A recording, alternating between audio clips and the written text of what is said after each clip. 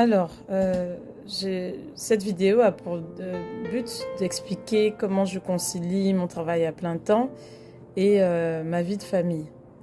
Donc, pour résumer, je fais les courses alimentaires. Si mes enfants sont malades, je vais les emmener en consultation. Je m'occupe du linge. Moi, ça, souvent, j'ai mon lave-linge, j'ai mon lave-vaisselle. Je m'occupe exclusivement de charger le lave-linge.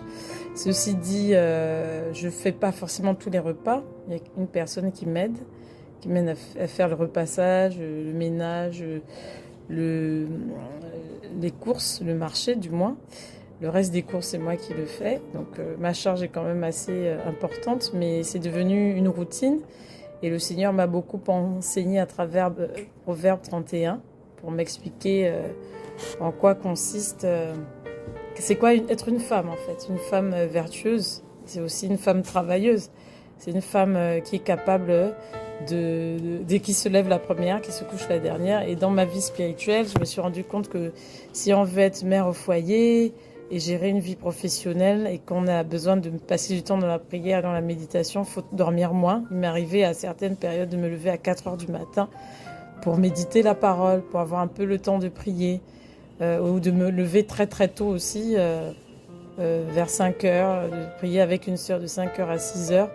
Et je pense que tout est possible, on peut tout concilier si on en a la volonté. Et au final, j'ai appris beaucoup de choses seule. J'ai appris à m'occuper d'une maison seule. J'ai appris à préparer seule, à faire à manger, ce que j'aime particulièrement. Donc j'apprécie beaucoup les recettes qui sont envoyées sur le groupe WhatsApp. Et en définitive, c'est pas toujours évident, mais c'est possible. Et même là, il faut se laisser conduire par l'esprit par rapport à ses priorités.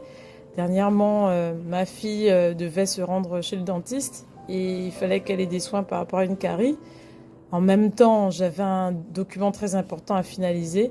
Et ben, j'avais besoin du Saint-Esprit pour me guider dans la chronologie en fait de ce qu'il fallait faire.